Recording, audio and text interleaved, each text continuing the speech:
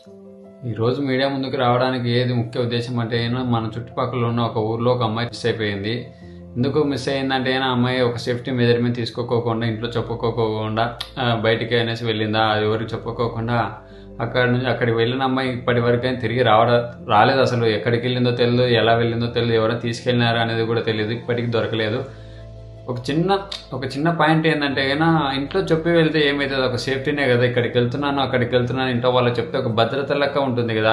ఒక చిన్న సేఫ్టీ ఎందుకు మెజర్మెంట్ తీసుకోరు అసలు? ఏమవుతుంది ఇంట్లో చెప్పి వెళ్తే? అసలు చెప్పండి, నాకు అర్థమే కాదు. కనీసం ఒక చిన్న మీ సేఫ్టీ కోసమన్నా మీరు చెప్పుకోకుండా వెళ్తే ఎట్లా చెప్పండి?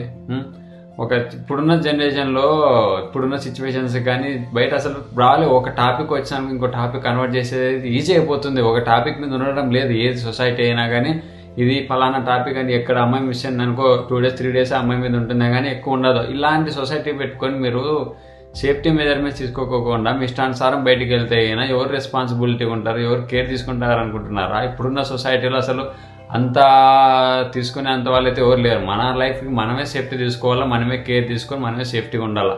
ఒకరు చెప్పే ఆలోచనలో ఒకరు చెప్తున్నారంటే అది ఎందుకు చెప్తున్నారనేది మీరు అవగాహన చేసుకొని మనసులో పెట్టుకొని భయం బాధ్యతలతో ఉంటే బాగుంటుంది. ఎక్కడికైనా వెళ్ళేటప్పుడు ఇంట్లో చెప్పి వెళ్తే ఒక సేఫ్టీ అనేది వాళ్ళకి ఉంటుంది. ఇక్కడికి వెళ్ళింది అనేది వెంటనే తెలుసుకోవడానికి మాకే ఒక బాధ్యతలకు ఉంటుంది.